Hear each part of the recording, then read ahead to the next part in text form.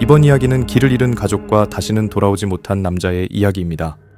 제임스 김은 켄터키주 루이빌에서 성장했고 기술 저널리즘 분야에서 경력을 쌓았습니다. 그는 케이블 TV 채널인 테크TV의 여러 프로그램 진행자로 출연하며 흥미로운 기기들을 직접 테스트하고 리뷰하며 해당 분야에서 영향력을 키워나갔죠. 제임스는 여러 가지 해당 분야에 관련한 커리어를 쌓아나갔고 그는 결국 유명 IT 웹사이트인 시넷의 편집장 자리까지 올랐습니다. 그러다 제임스가 캘리포니아로 여행을 갔을 때 큰 전환점을 맞이합니다. 그곳에서 아내가 될 카티를 만난 것이죠. 두 사람은 첫 만남 이후 빠르게 가까워졌고 불과 한 달 만에 커플 타투를 새길 정도로 서로에게 강하게 끌렸습니다. 1999년 결국 그들은 결혼까지 이어지는 데 성공했습니다. 그리고 결혼 후 눈에 넣어도 아프지 않을 두 딸 사빈과 페넬로페를 얻게 되었죠. 그 와중에도 제임스는 자신의 경력을 꾸준히 발전시켰고 그의 아내 카티 역시 샌프란시스코에 2개의 부티크 상점을 운영하며 안정된 가족 생활을 꾸려나갔습니다. 2006년 추수감사절을 맞아 제임스의 가족은 시애틀에서 휴가를 보냈습니다.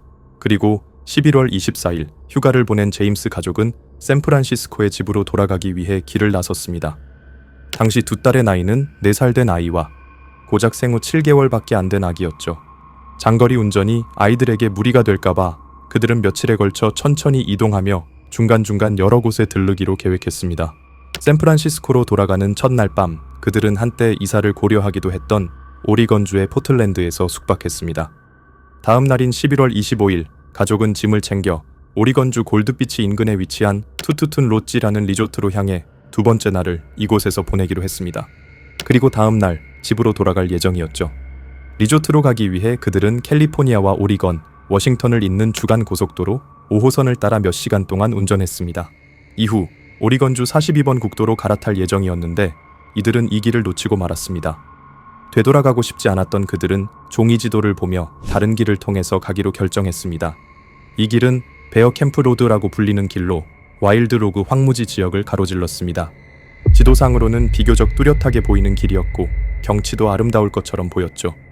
그러나 그 길이 겨울철에는 극히 위험하고 현지인조차 피하는 도로라는 사실을 제임스 가족은 알지 못했습니다.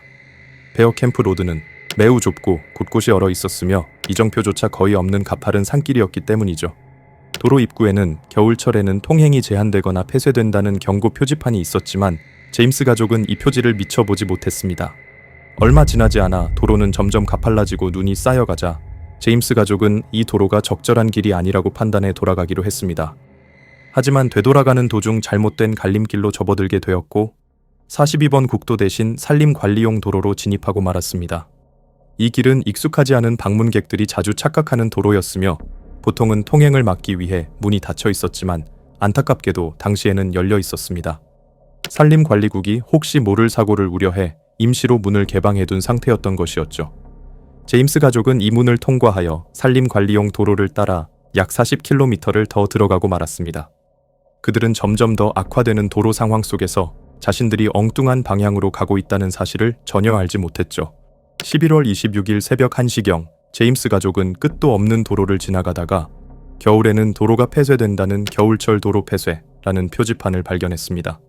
결국 이들은 차를 돌려 되돌아가기로 결정했죠. 하지만 좁고 미끄러운 도로에서 방향을 바꾸려던 중 차가 눈에 박혀 오도 가도 못하게 되는 상황이 발생했습니다. 제임스와 아내는 차를 빼내기 위해 많은 시간을 쓰게 되었고 겨우 빠져나왔지만 연료가 거의 바닥났다는 사실을 알게 되었습니다. 남은 연료로는 큰 길까지 돌아갈 수 없었기 때문에 차를 세우고 지나가는 차를 기다리기로 했습니다. 그러나 그곳은 외딴 산속이었고 몇 주 혹은 몇 달 동안도 차량이 지나지 않을 정도로 인적이 드문 곳이었죠. 제임스 가족은 며칠 동안 차 안에서 생활하며 생존하기 시작했습니다. 또한 연료를 아끼기 위해 히터를 최소한으로 사용했지만 얼마 안 가 연료가 완전히 바닥나버렸고 제임스 가족은 극심한 추위에 시달려야 했습니다. 11월 29일 차 안에서 생활한 지 사흘째 되던 날, 날씨가 조금 나아지자 그들은 차 밖에서 불을 피우기도 했습니다. 차 안에 있던 잡지나 종이로 불쏘시개를 만들고 타이어를 태워 구조대에게 연기를 보내려 한 것이죠. 하지만 불은 오래가지 않아 꺼졌고 얼마 지나지 않아 헬리콥터가 상공을 지나가는 소리를 들었지만 헬리콥터는 구조 신호를 알아채지 못했습니다. 제임스 가족은 차에 남아있던 아기 음식과 젤리를 먹으며 버텼습니다. 눈을 녹여 물을 마셨고 음식이 모두 떨어진 후에는 카티가 아이들에게 젖을 먹여 힘겹게 버티고 있었죠. 이런 상황 속에서도 제임스는 가족을 살리기 위해 최선을 다했습니다. 아내와 아이들을 따뜻하게 해주기 위해 자신의 코트를 벗어주었고 밤새 잠들지 않고 가족의 발을 문질러 혈액순환을 도왔습니다. 12월 2일 구조의 손길이 오지 않는다고 판단한 두 사람은 결국 제임스가 직접 도움을 요청하러 가기로 결정했습니다. 지도상에 그들은 인근 마을인 갈리스가 불과 6.5km밖에 떨어져 있지 않다고 생각했습니다. 제임스는 걸어서 마을까지 갈 수 있을 거라 믿었죠.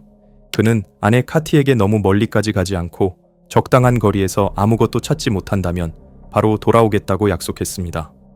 그리고 아이들에게는 초콜릿을 사오겠다고 말한 뒤 눈 속으로 들어갔습니다. 그는 산림도로를 따라 되돌아간 후 협곡을 따라 하류로 내려갔습니다. 아마도 강을 따라 내려가 마을을 발견할 생각이었죠. 그는 물줄기를 따라 끊임없이 걸었고 도중에 그는 여분의 옷가지들을 벗어 강 근처에 두었습니다.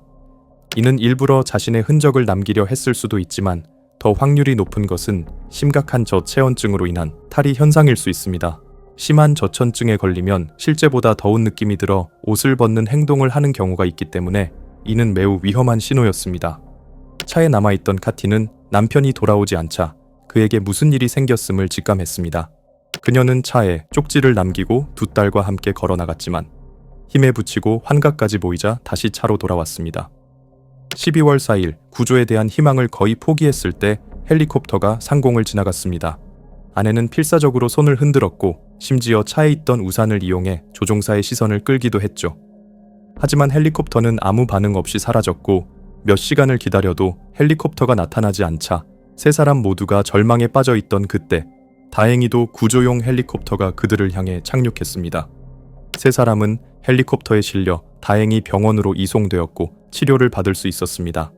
그로부터 며칠 뒤 수색을 통해 제임스를 찾을 수 있었지만 안타깝게도 결국 시신으로 발견되었습니다.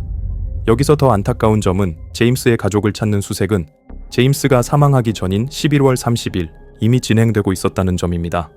제임스가 회사 동료들의 연락을 받지 않자 실종 신고를 하면서 시작된 것이었죠. 신용카드 사용 내역을 추적하고 수많은 자원봉사자들이 도로를 수색하며 가족을 찾으려 했습니다. 제임스의 아버지도 사설 헬기까지 동원하며 아들을 찾기 위해 필사적으로 노력했습니다.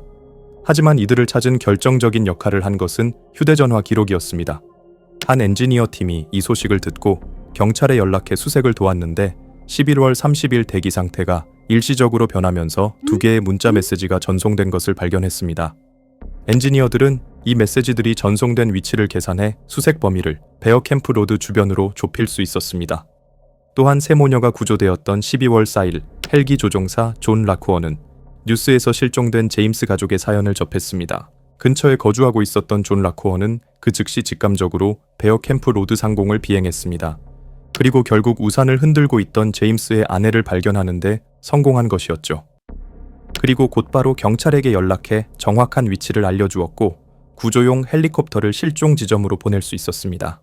안타깝게도 제임스의 가족이 고립된 곳은 한 숙소에서 불과 약 1.6km 떨어진 곳이었습니다. 제임스의 소식이 알려지자 10,000명이 넘는 사람들이 가족에게 애도와 위로의 편지를 보냈습니다.